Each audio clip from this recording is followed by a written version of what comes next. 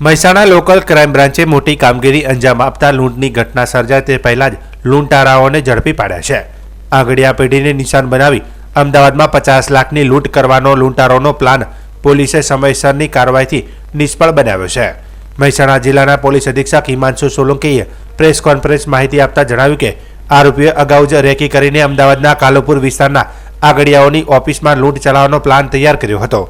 તેમણે ખાસ કરીને કેસ મૂવમેન્ટના સમય સુરક્ષા વ્યવસ્થા અને સ્ટાફ રૂટીન બાબતે પણ માહિતી મેળવી હતી।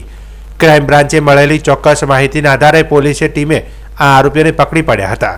તેમની પાસેથી 2 દેશી પિસ્તોલ, જીવતા કારતૂસ અને લૂંટની ઘટનામાં ઉપયોગ માટે તૈયાર કરવામાં આવેલા સાધનો જપ્ત કરવામાં આવ્યા છે।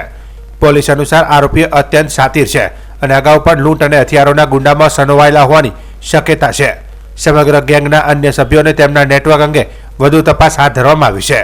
પોલીસની આ સમયસરની કાર્યવાહીથી અમદાવાદમાં સર્જાતી મોટી લૂંટ અટકાવી લેવાઈ છે, જ્યારે શહેર અને જિલ્લામાં કાયદો અને વ્યવસ્થા જાળવવા માટે ક્રાઇમ બ્રાન્ચની સતર્કતા ફરી સાબિત થઈ છે।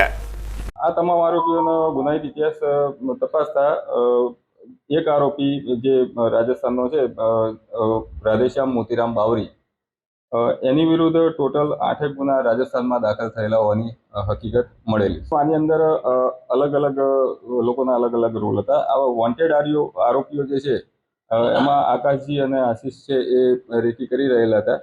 એ હાલ વોન્ટેડ છે, એટલે કઈ જગ્યાએ એ લોકો રેકી કરવા ગયા હતા એ આરોપીઓ પકડાયા પછી વધુ જાણકારી મળી છે। ટોટલ 1,03,000નો મુદ્દામાલ આ પાસેથી મળી આવેલો।